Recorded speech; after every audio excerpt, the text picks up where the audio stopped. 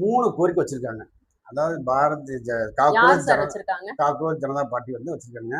இந்த cockroach Janata party என்ன சொல்லிருக்காங்கன்னா, first கோரிக்கை தர்மேந்திர பிரதான் மத்திய கல்வித்துறை அமைச்சர் சரிங்களா, அவர் வந்து பதவி விலகணும்.